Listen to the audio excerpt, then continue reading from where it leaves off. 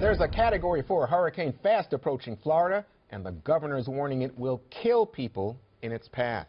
He warned anyone and everyone on the coast to evacuate, get out. Leland Vittert is live in Daytona Beach with the latest on what's going on there. Leland.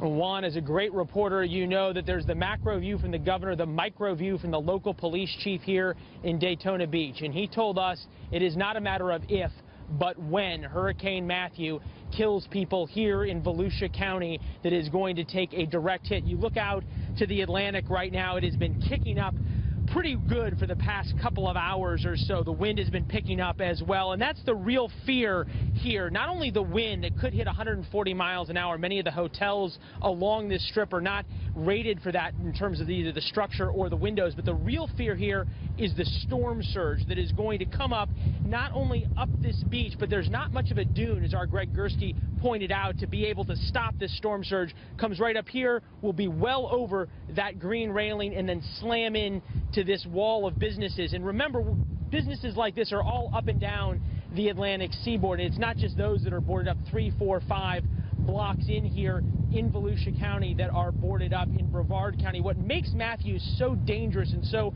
unusual as a hurricane is it is not coming across the state of Florida, but coming up the coastline. If you will, this would be the coast of Florida. And typically when we talk about the bullseye, we talk about one city that the hurricane track will come across and through, and then it weakens once it gets over land.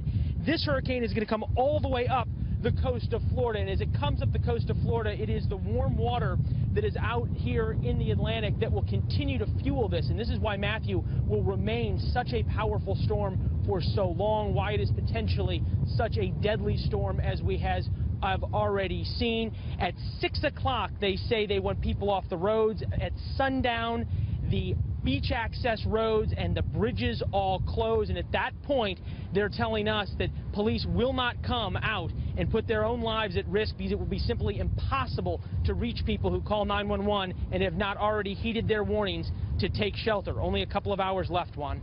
Leland, what about you? What will you do tonight, and where will you stay?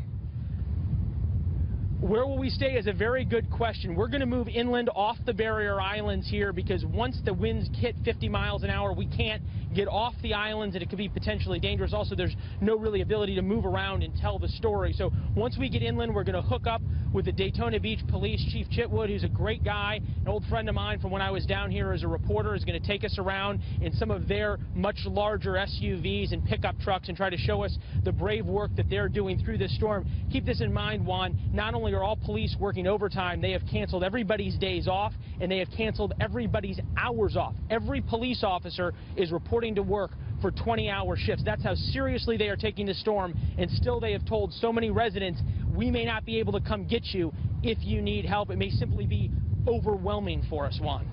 Leland, we'll be following you. Take care of yourself and take care of the crew. We appreciate your being there so much.